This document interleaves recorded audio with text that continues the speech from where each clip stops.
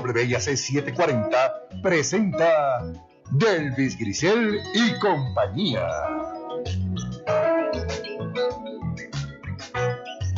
Buenos días, soy Delvis Grisel Ortiz. Les doy la bienvenida a esta edición de Delvis Grisel y compañía. Vivimos en demasiada prisa, metidos día y noche en las redes sociales. Debo decir que las redes sociales tienen cosas muy positivas, pero nada de eso sustituye el encuentro cara a cara, la calidez de una voz, el compartir en vivo y a todo color una experiencia de vida honesta, profunda, amorosa. El Internet siempre nos lleva en una carrera vertiginosa que no nos permite siquiera advertir una gota de sudor. Más aún, nos impide ver quiénes somos en nuestro mundo interior. Se nos pasan las mejores cosas. Estamos inventando todo el tiempo cómo ser, cómo gustar, cómo influenciar, cómo atraer más seguidores. Se nos pasa simplemente ser muy a menudo. Por eso hoy tengo una compañía muy especial. Alguien que ha irrumpido en nuestras vidas para dejar un legado a quienes habitan esta isla. Le he seguido muy de cerca en sus funciones de activista y me pareció necesario invitarle a conversar sobre su vida, su formación, sus intereses, su valentía y su determinación. Es importante que sepamos quién es el ser humano que habita el urbanista. Su defensa relacionada a la planificación y la protección de nuestros recursos no ha sido poca cosa. Su conciencia de país y sobre todo su educación le han permitido sacar a la luz hechos que de otra forma seguirían engavetados. Desde luego, no lo ha hecho solo. Tiene un ejército que lo acompaña, pero es un lujo haber logrado que viniera para someterse a mi interrogatorio. No, déjame no asustarlo, simplemente para conversar conmigo.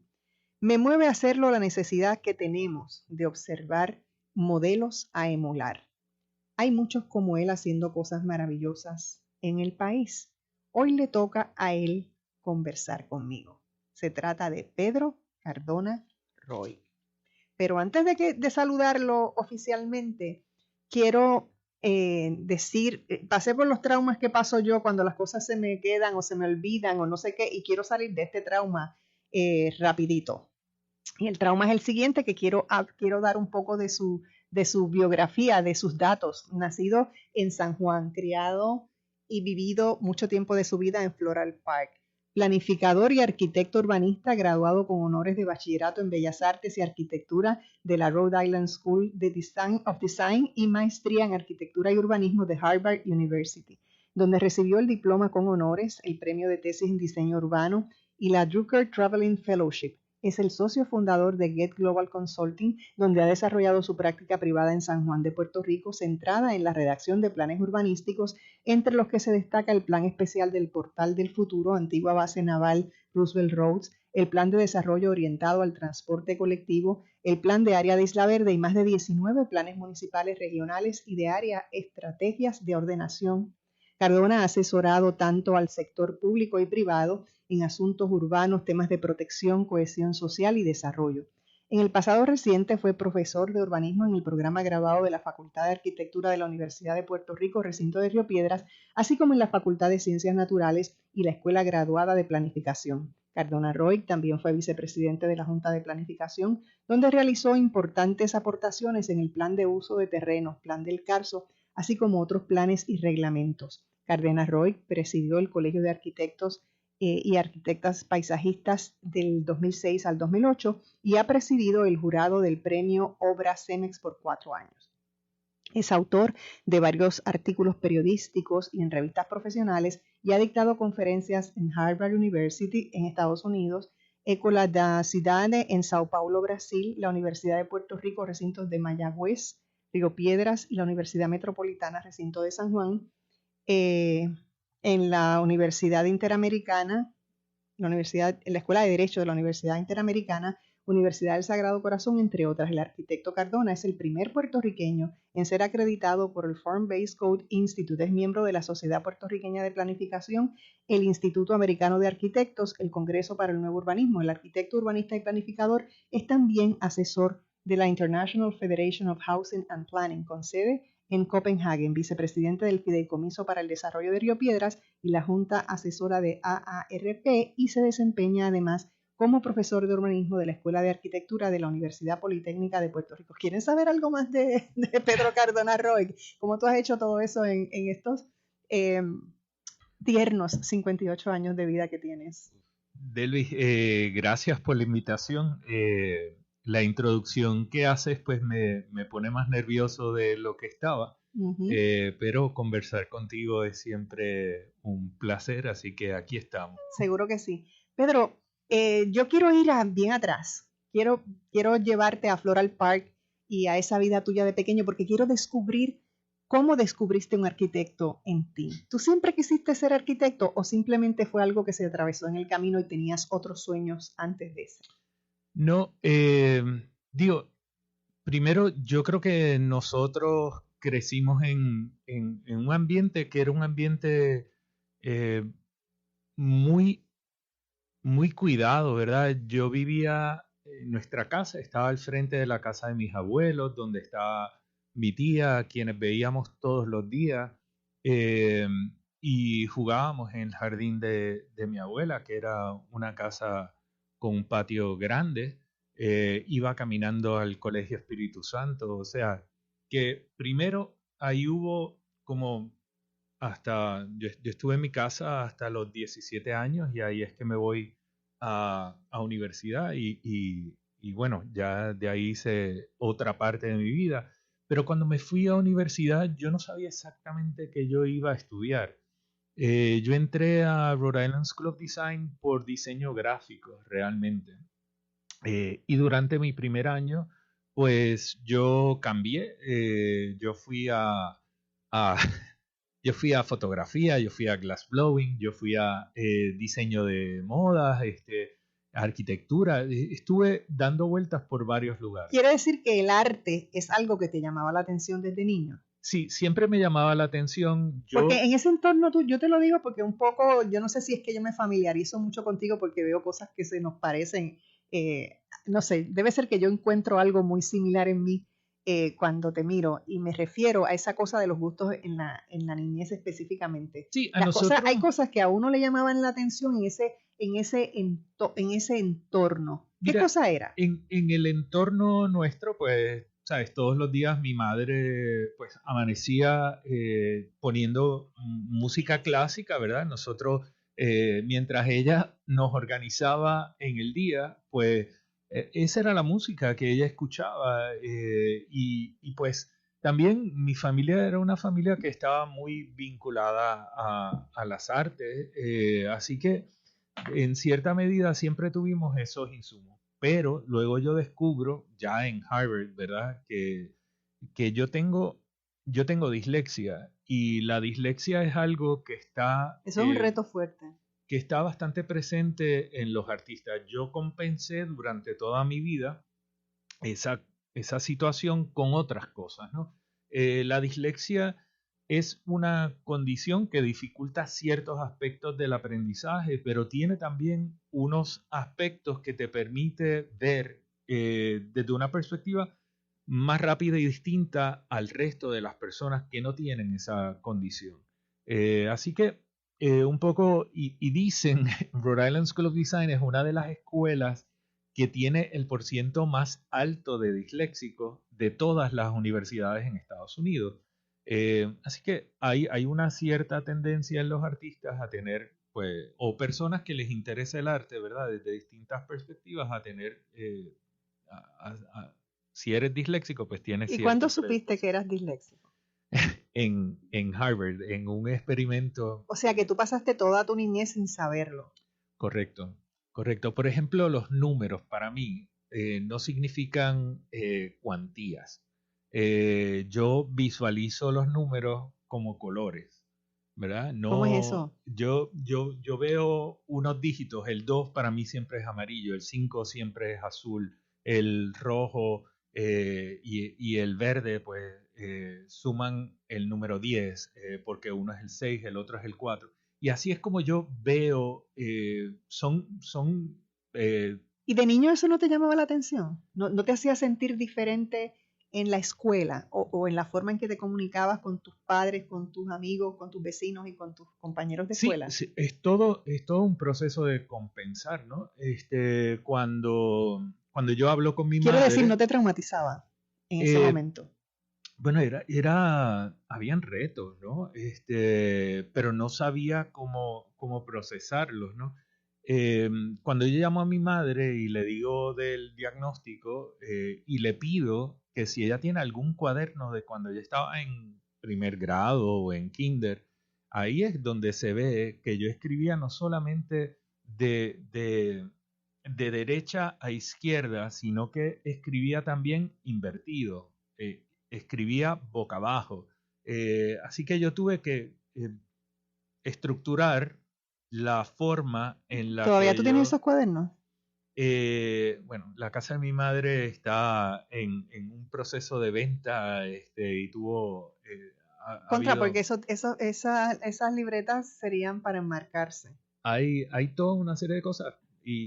Pero mira, la cosa que yo creo que yo descubrí y me parece lo más importante es que esa capacidad de ver el mundo sin referentes de norte, sur, este y oeste, a pesar de que eso es lo que yo trabajo mucho hoy día, que trato de ubicar las cosas en ese espacio, eh, eso da una lectura simultánea que no es tan secuencial como la lectura que tienen otras personas. Eso también ayuda.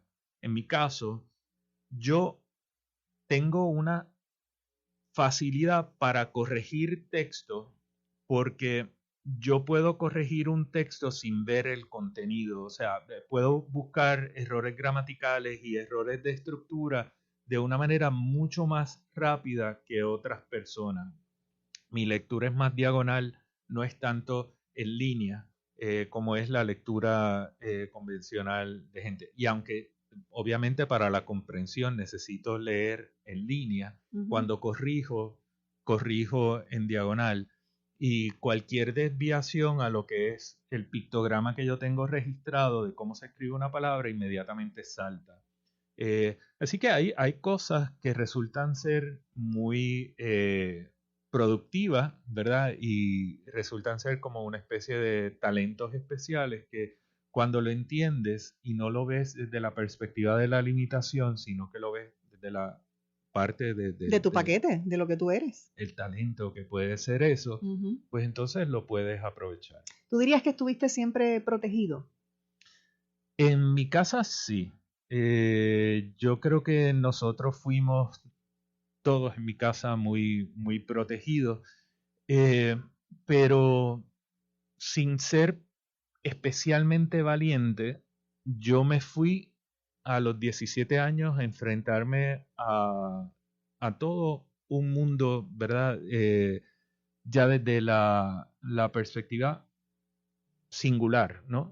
Ya no era yo como parte de una familia, sino que era un individuo que estaba abriendo un espacio. Y ahí empezaste a pensar que algo estaba pasando contigo. No, yo creo que desde temprana edad yo siempre como que veía unas ciertas diferencias y unos ciertos intereses, ¿verdad? De hacer cosas y de buscar y de ir.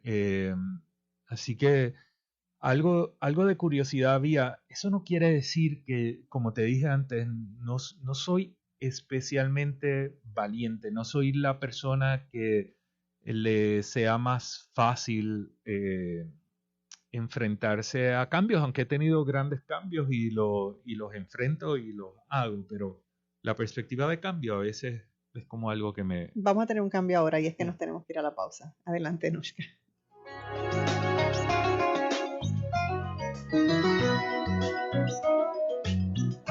No se retire. En breve regresamos con más de Delvis Grisel y compañía.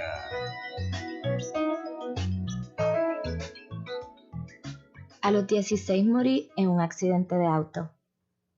A los 54 me convertí en abuelo. A los 31 fundé mi propio negocio. A los 43 le di la vuelta al mundo. A los 29 fui padre por primera vez. Cuando donas tus órganos, vives más allá de tu vida. Lifelink de Puerto Rico. Regístrate como donante en donavidapuertorico.org. Acompáñame a investigar todo lo que nos importa, lo que nos preocupa y lo que queremos como puertorriqueños, con una perspectiva distinta y honesta desde el punto de vista de una mujer del mundo de las comunicaciones y el periodismo.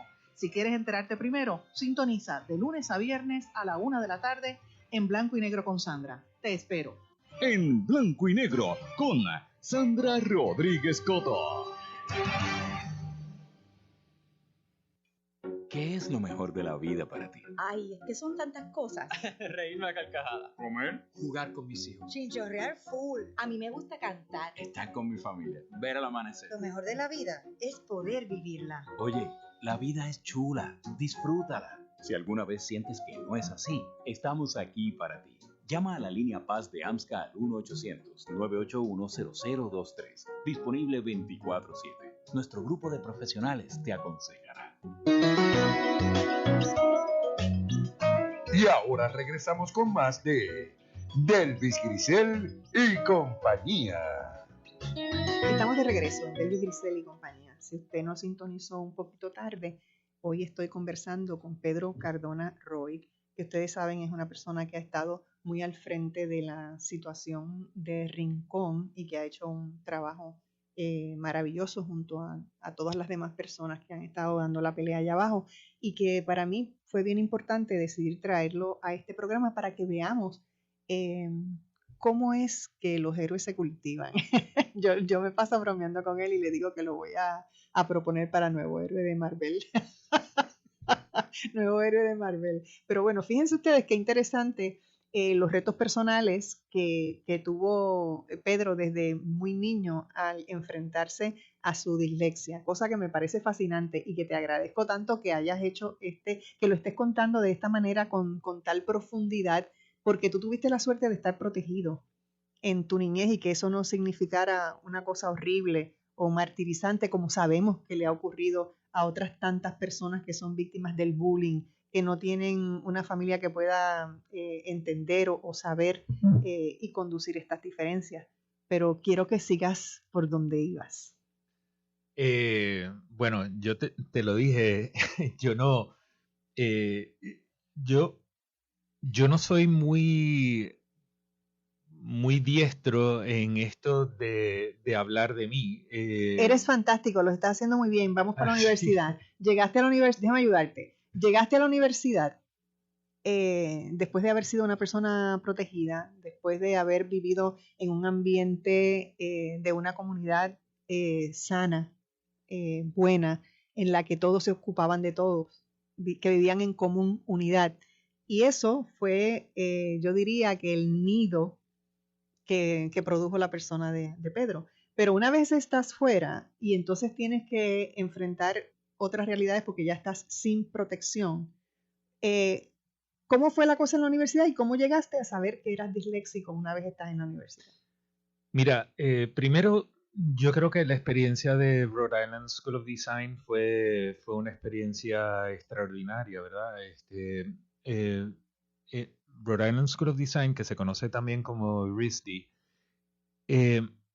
era un lugar donde más del 50% de la población estudiantil era de todas partes del mundo y no eran estadounidenses. Así que esa fue mi primera experiencia multicultural, donde allí pues había de todo y yo me acuerdo comentándole a mis padres, de mis amigos, mis padres me decían, pero no hay ninguno que tenga un nombre normal, porque eran Jumana Handur y era Hashim Sarkis y Sahel Aliari y eran todos pues de todas partes del mundo y eran amigos. Eso era también otra comunidad.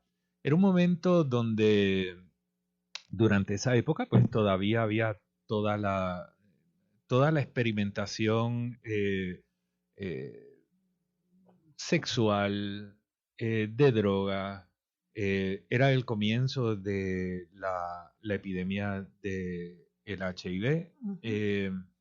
Y, y, y eso fue también como algo muy, muy importante, porque ahí nosotros desarrollamos unos vínculos como grupo que todavía seguimos siendo mejores amigos los que estudiamos juntos, ¿no?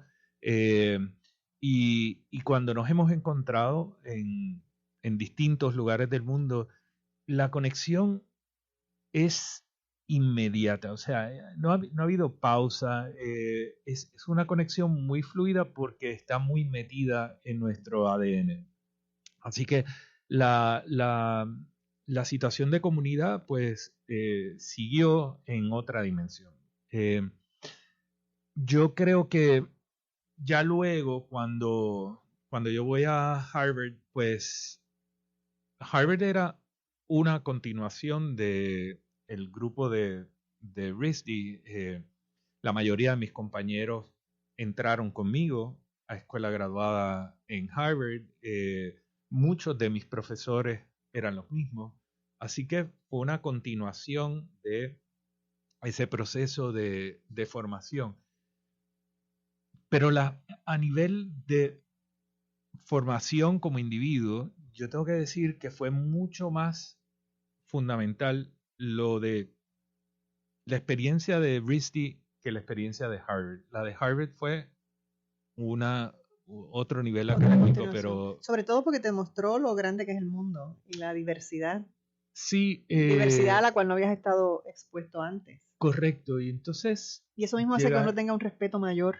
Sí, yo recuerdo vívidamente lo que representó para mí llegar en el taxi del aeropuerto de Boston a Cambridge por primera vez, ya como estudiante, porque yo iba mucho a Harvard a conferencias y esto, pero ya como estudiante, ver las torres de la universidad, ver la grandeza de Harvard, que siempre había sido como que algo que yo veía, jamás pensé que yo iba a estudiar en Harvard, jamás pensé que iba a ser un estudiante allí, mucho menos un estudiante destacado.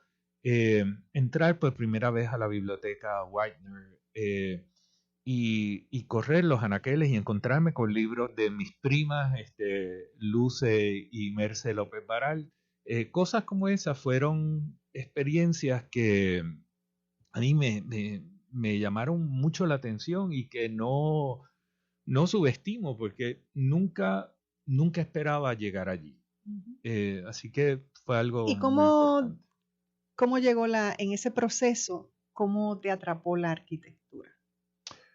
Bueno, ya cuando yo estaba en segundo año de RISD, me senté con una orientadora y obviamente, básicamente en resumen, lo que me dice es, mira, tú tienes un montón de intereses en términos de formación, la arquitectura te puede dar las herramientas para poder atender muchos de tus intereses e inquietudes y si en el futuro decides hacer otra cosa, pues vas a tener los recursos y la formación para poder acometer esas cosas porque no son campos tan específicos. La arquitectura te da una formación en humanidades que es mucho más amplia y entonces te va a dar oportunidad de decidir más adelante tu rumbo. Así que de momento tú miraste así y viste todo ese mapa.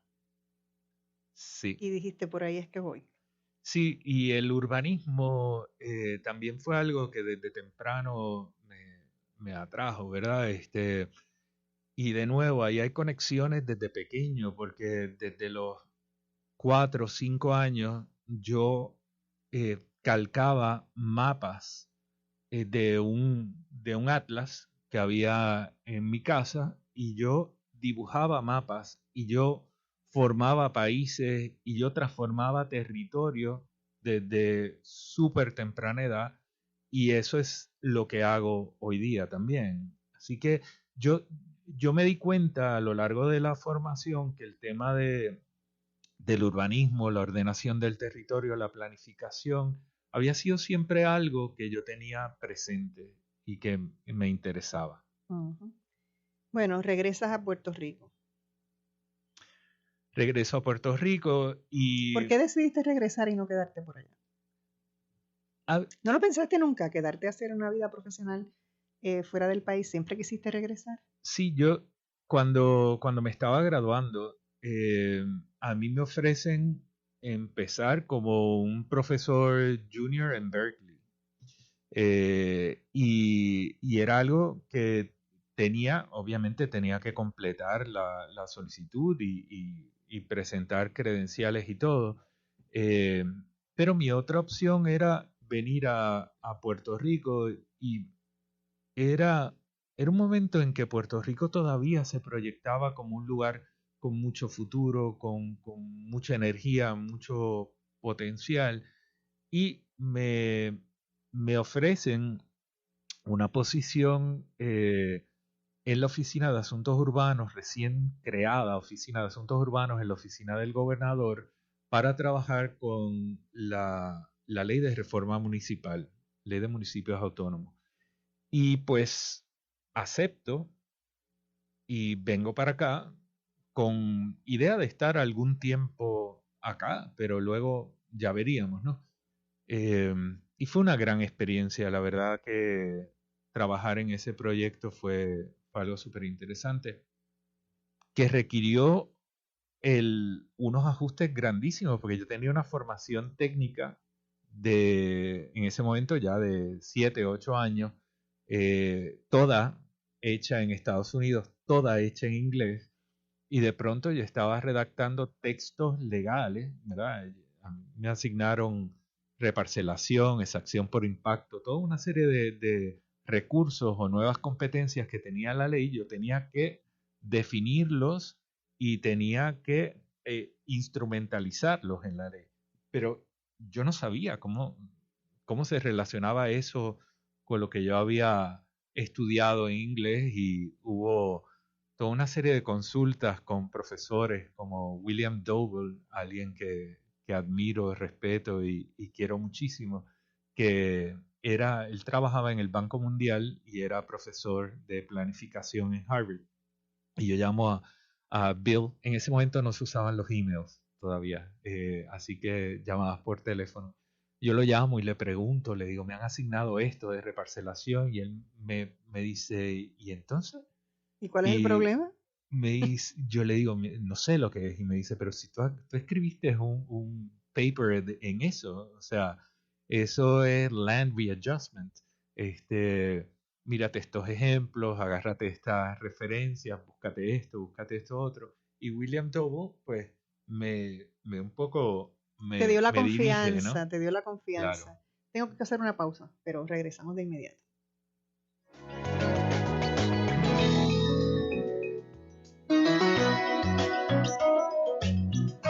No se retire. En breve regresamos con más de Delvis Grisel y compañía.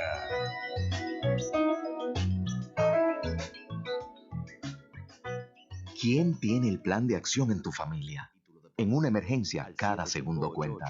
Por eso, la Cruz Roja Americana Capítulo de Puerto Rico te recomienda. Escucha que este y todos los miércoles a las 5 de la tarde, Mundo Obrero. Entérate de todo lo que está aconteciendo en el país desde la perspectiva de la clase trabajadora. Mundo Obrero es el programa radial de la Unión General de Trabajadores, un sindicato comprometido con los mejores intereses de los trabajadores y el pueblo puertorriqueño. Entrevistas, noticias, comentarios y lo más importante, la voz de los trabajadores y trabajadoras que van transformando el país. Escucha Mundo Obrero los miércoles a las 5 de la tarde por esta emisora. También puedes seguirnos por Facebook Live. Alianza Solidaria, un programa distinto, diferente. Más de 60 organizaciones sin fines de lucro comprometidas con el bienestar del ser humano, de nuestras comunidades. Conozca de primera mano las iniciativas y proyectos que llevamos a cabo buscando siempre mejorar la calidad de vida de los nuestros.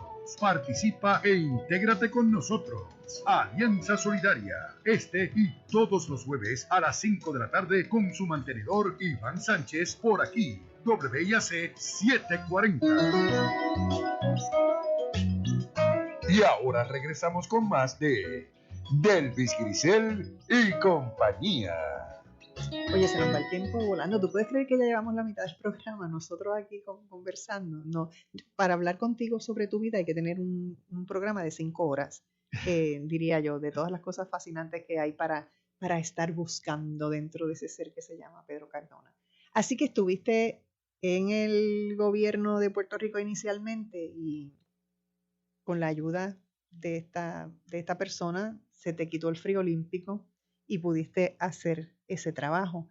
Luego de eso ejerciste otras funciones en otras agencias incluso. Y todo eso, ¿a qué te llevó?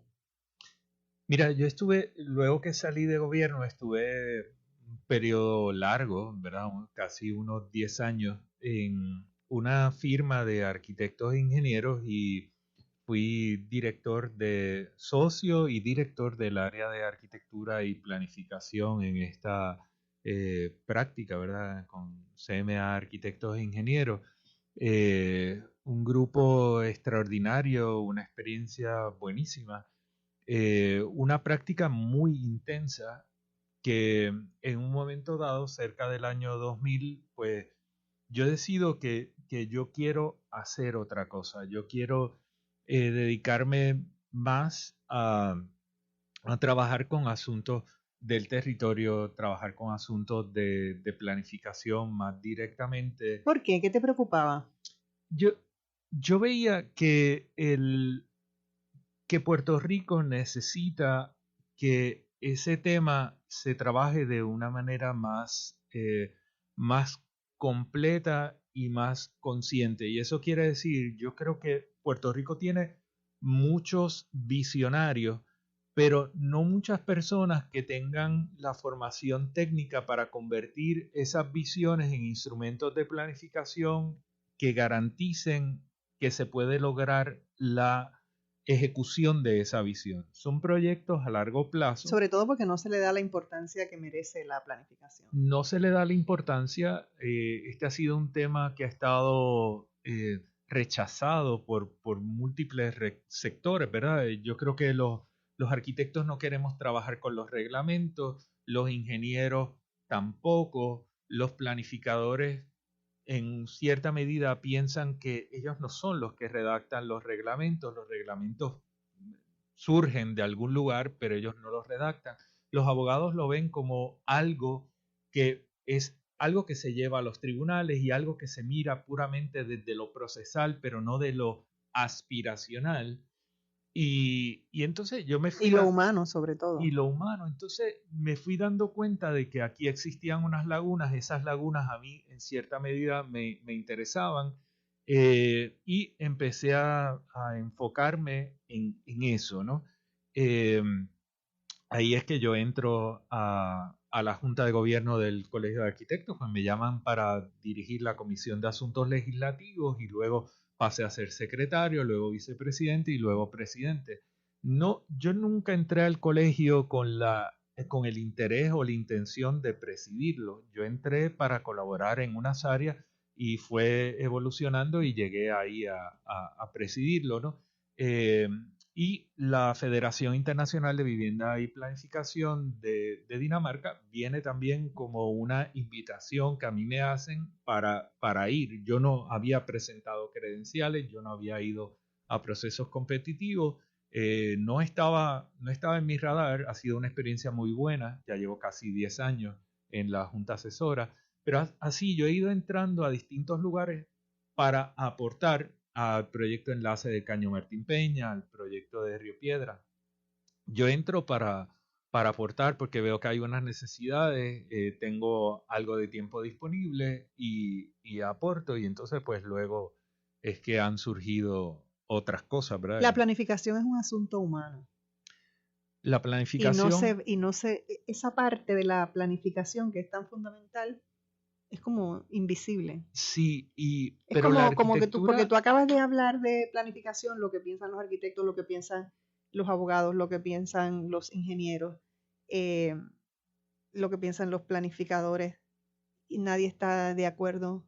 Y entonces todo el mundo ve desde una perspectiva distinta sin tal vez darle la importancia que debe tener, que se planifica para que la gente tenga una mejor vida, para que los humanos puedan vivir de forma efectiva, Sí, rodeados de sus recursos. mira, si algo yo descubrí en mi práctica, ¿verdad? Es que la realidad del caso, cógete el tema que sea, arquitectura, planificación, urbanismo o redes sociales, eh, todo esto de lo que trata es de los vínculos que tienen todas las cosas que forman nuestra existencia, ¿verdad? Y, y es imposible hablar de planificación sin hablar de las personas y de la relación que tienen las personas con los sistemas naturales y con la tierra y con el territorio y con el aire y con el agua. Esos vínculos es lo que mira la planificación y debe mirar la planificación. Pero eso también es lo que mira la arquitectura, porque si no es meramente un objeto, si la arquitectura no puede ser sede de vida, no puede producir comodidad, no puede permitir que las actividades se realicen dentro de ella, pues entonces es simplemente un objeto que puede ser hasta incluso inservible. Puede ser muy hermoso, pero inservible. Entonces, yo creo que es lo que a mí me interesa en todo esto y particularmente ahora en esta etapa de mi vida, ¿verdad? Es la relación que tienen las partes. Cuando veo el caso de Rincón, por ejemplo, un caso muy reciente, el caso de Rincón es un ejemplo perfecto de eso. Aquí hay un asunto de unas playas, hay un hábitat, hay unas personas y todas estas cosas no se pueden ver de manera segmentada y separada, hay que verlas de forma simultánea, porque todas suman. Y si tú quitas el hábitat de la tortuga, tú le quitas la playa a la gente, pero tú quitas la estabilidad de la costa, la barrera costanera se ve comprometida, porque entonces hay menos elementos que garanticen la permanencia de los corales, la permanencia de la vida marina. Si no llegan las tortugas a la orilla, olvídate de que haya vida en todos esos arrecifes y en todos esos componentes. Y si eso no está, no va a haber ni edificio de sol y playa, ni verja, ni piscina, ni de ellos, ni de los otros. Así que por eso es que tenemos que ver estas cosas y tenemos que verlas desde una perspectiva, digo, por lo menos desde mi punto de vista, ¿verdad? Debemos verla desde una perspectiva amplia. Bueno, en el caso de Rincón, tú has hecho un trabajo que te ha puesto en la mirilla del país.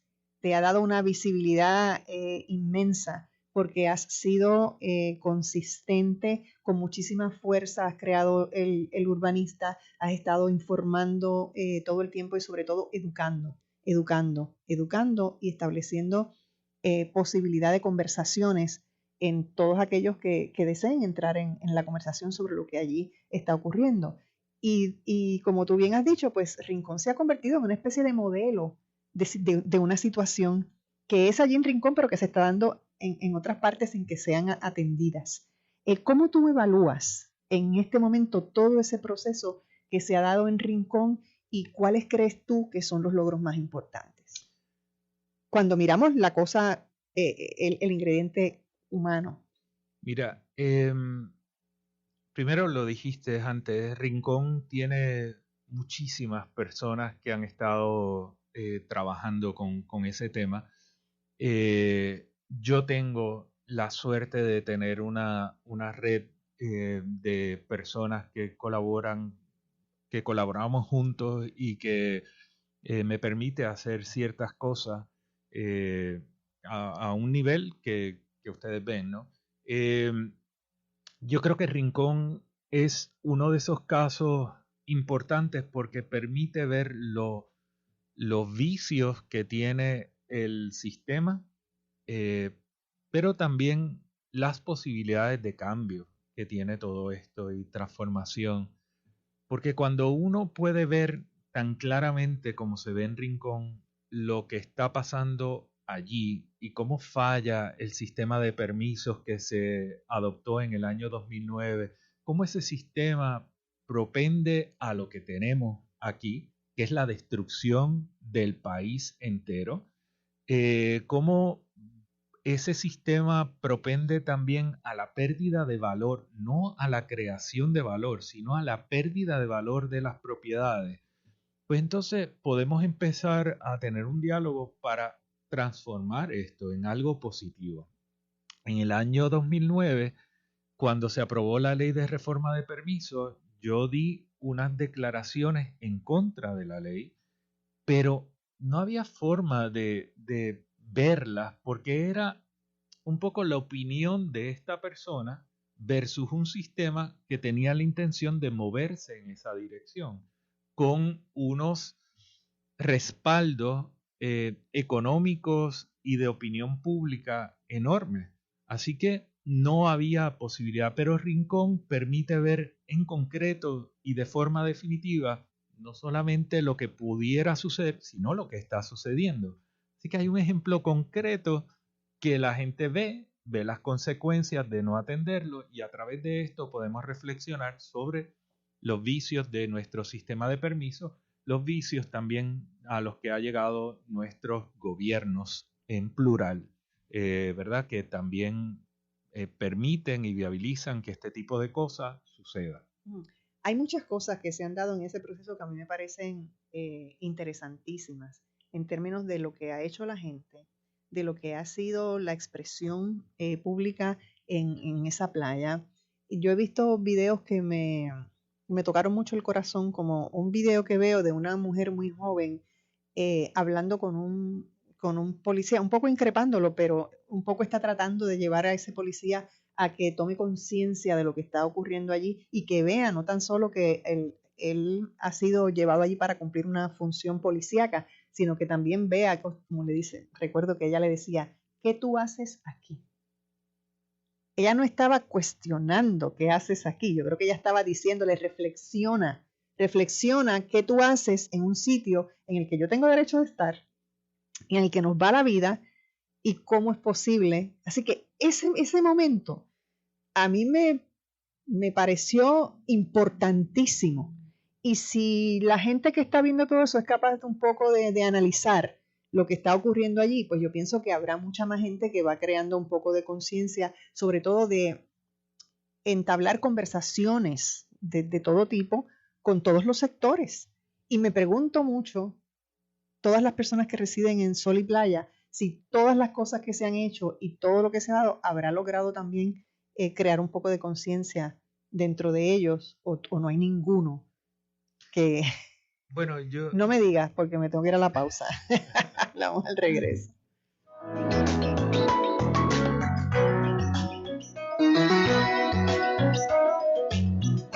No se retire. En breve regresamos con más de Delvis Grisel y compañía.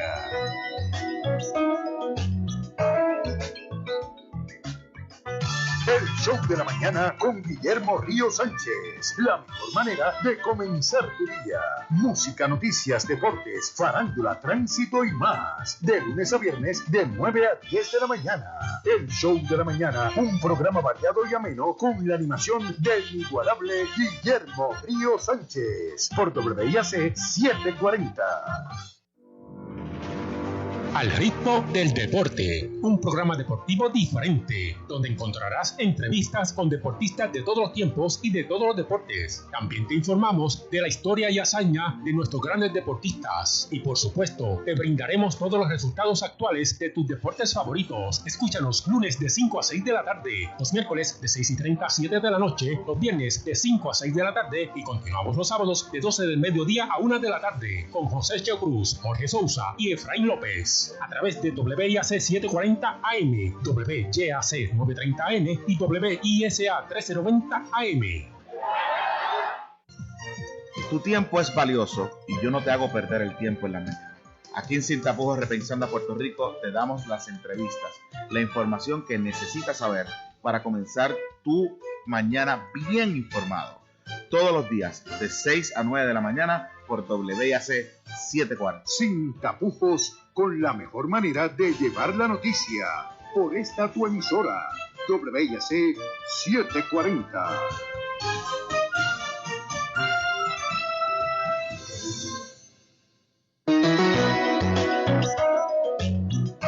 Y ahora regresamos con más de Delvis Grisel y compañía. Estamos de regreso y continuamos esta conversación con el ser humano, Pedro Cardona Roy. Te preguntaba si sabes, si tienes conocimiento de personas que hayan ido entrando en conciencia de los que viven allí, de la gente de la controversia de Sol y Playa. Mira, es especulativo, ¿verdad? Pero pienso que sí. Yo estoy casi seguro de que por las muestras de las personas que fueron a la asamblea que se celebró hace una semana o algo así, pues eso es indicativo de que no todos los residentes de Sol y Playa están avalando el que se haga esta construcción, y no todos los que avalaban la construcción en un principio la avalan ahora, ¿verdad? Y una de las cosas que comentaba, que para mí es importante, todo movimiento tiene que tener la capacidad de acoger a las personas que reflexionan y cambian. Y esto lo digo desde mi perspectiva, ¿verdad? Yo no soy hoy la misma persona que era cuando estaba estudiando en RISD, ni mi pensamiento, ni mi opinión sobre muchas política cosas. Y un montón de cosas no es la misma. Y no sé qué persona puede decir que se ha mantenido en exactamente la misma posición por los pasados 30 años. Así que quien lo haya hecho no ha madurado. No ha crecido. Digo, desde mi perspectiva, ¿verdad? Yo creo que es importante que todos nosotros tengamos la capacidad de acoger a aquella persona que reflexiona o que tiene dudas y que quiere buscar información, y le podamos dar esa información. El urbanista surgió a principios de año. Como tú sabes, yo había tenido compañías de comunicaciones en redes sociales, había manejado asuntos corporativos, de servicios personales, había manejado distintos tipos de cuentas institucionales, cuentas de agencias de gobierno, pero no había tenido interés en crear ni una cuenta mía, ni una cuenta como la del urbanista. ¿Te tomó trabajo tomar esa decisión? De exponerte de esa manera, porque tú eres una persona muy reservada. Sí, ¿no? ¿Por qué lo hiciste? Mi interés principal era llevar a cabo un proceso educativo, y si tú miras el urbanista cuando nace en enero y febrero, pues su línea era una línea de qué es lo que está pasando a nivel de planificación a nivel mundial, qué es lo que están haciendo otros lugares en relación al cambio climático, cómo estamos trabajando con las estructuras reglamentarias y normativas para adaptarlas a esos retos del cambio climático, etc. Y eso era lo que a mí me interesaba. Como profesor universitario, pues darle también a mis estudiantes referentes, como pueden ser Yangel, Jane Jacobs y otros más recientes, ¿verdad? Las ciudades de 15 minutos en París. Todo ese tipo de cosas era la línea, el eje principal.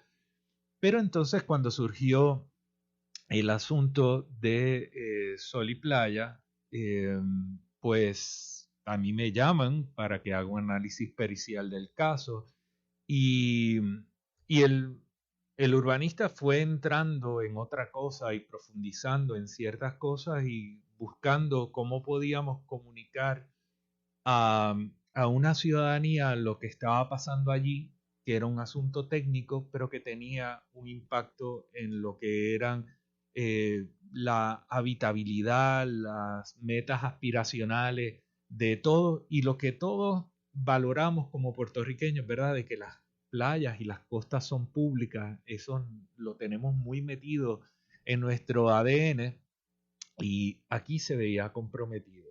Entonces empezó la discusión como una discusión donde un lado planteaba: aquí se están violentando unos derechos privados, y realmente desde el principio a mí me pareció que aquí lo que había era una ocupación de unos bienes que le pertenecían a un colectivo por un grupo privado. Y eso, a mí, si tú me pones en cualquier etapa de mi vida a reflexionar sobre el individuo versus el colectivo. Nunca hay posibilidad de que un individuo vaya por encima de un colectivo, del interés o colectivo. interés colectivo. ¿Cuál es tu mayor satisfacción en el proceso de Rincón? Yo creo que sin lugar a dudas ha habido un buen proceso educativo, y hay toda una serie de personas que yo he tenido la posibilidad de conocer que me llenan de alegría, ¿verdad? Y que me han dado nuevas perspectivas. Y yo creo que los procesos como las vistas públicas que se dieron en la Cámara de Representantes han sido muy interesantes porque han dejado, ¿verdad?, en los clippings de las voces, los videos de funcionarios como la secretaria de la Gobernación o el director de la Oficina de Gerencia de Permisos, cómo han estado operando desde la ilegalidad sin que ellos mismos se den cuenta de cuán ilegales son sus acciones, pero ahí están, ¿no?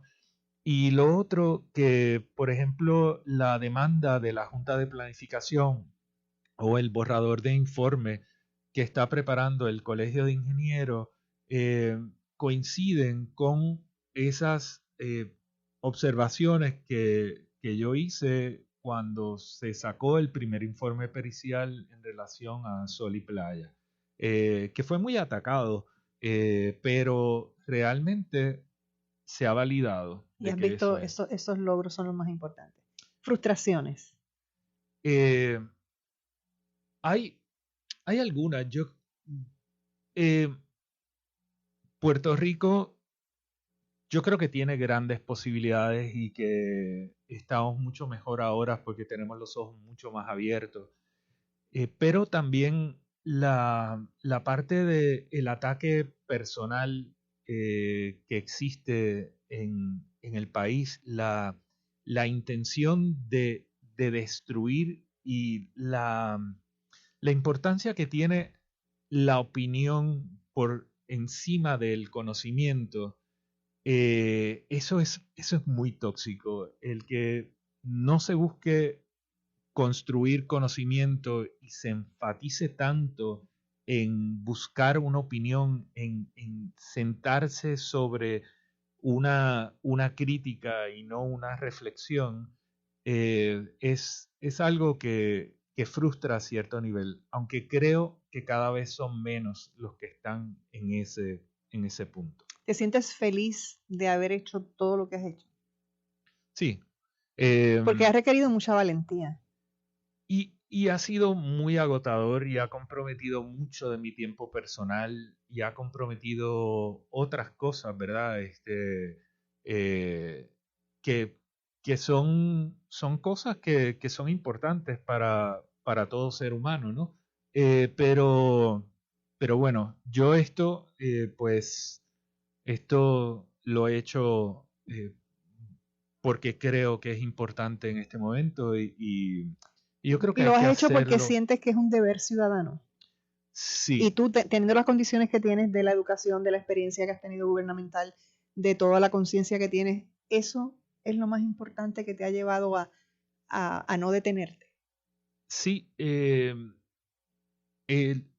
país necesita que nosotros trabajemos por él, y que nosotros estemos bien conscientes de cuáles son las responsabilidades de los gobiernos y cuáles son nuestras responsabilidades como ciudadanos. No nos están regalando nada. Hay unas obligaciones que tienen los gobiernos, pero también hay unas obligaciones que tenemos nosotros los ciudadanos que tenemos que asumirlas. Para mí ha sido súper bonito el poder ser parte de todo esto y poder, ¿sabes?, tener también unos intercambios como los que he tenido en estos meses. Hay mucho por hacer, como he dicho, pero creo que estamos en mejor posición hoy de lo que estábamos antes. Y yo creo que tú eres un buen ejemplo para muchísimas cosas.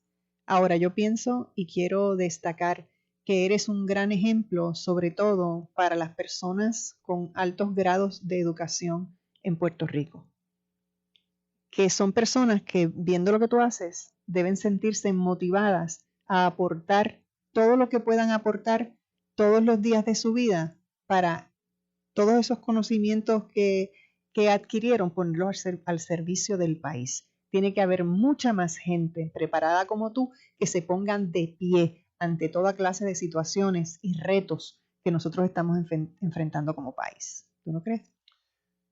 Sí, el país necesita de todos y todas nosotros. Yo no... Es que muchas veces hay mucha gente que se hace de la vista larga y ve las cosas por televisión y dice, fíjate, y te pueden decir una biblioteca completa de información y de cosas que harían, pero no hacen nada. Por eso yo digo que eres un ejemplo magnífico, porque tú también pudiste quedarte haciendo la arquitectura en las cosas y no meterte en nada de esto, pero sin embargo has hecho todo lo contrario. Sí, yo creo que hay mucha oportunidad de que nosotros podamos hacer de este lugar un mejor lugar, pero hace falta voluntad y hace falta mucho trabajo. Eso es lo que un poco yo he hecho. Yo soy una persona muy trabajadora y no me gusta, ¿sabes? Como que decir las cosas que hago, pero... No, nada más que yo te obligue hoy, pero siéntete cómodo.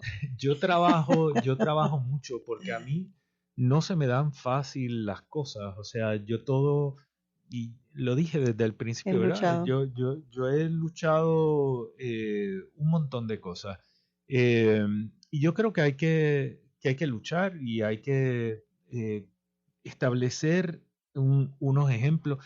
Uno no es perfecto, nadie es perfecto. Pero tú eres nuestro nuevo superhéroe, el urbanista. Se me ha acabado el tiempo, gente. Pedro, gracias por ser mi compañía en la mañana de hoy, habernos regalado tu experiencia de vida. Amigos, muchísimas gracias por escucharnos. Que tengan un día maravilloso y sobre todo lleno de mucha paz. Hasta mañana. Gracias.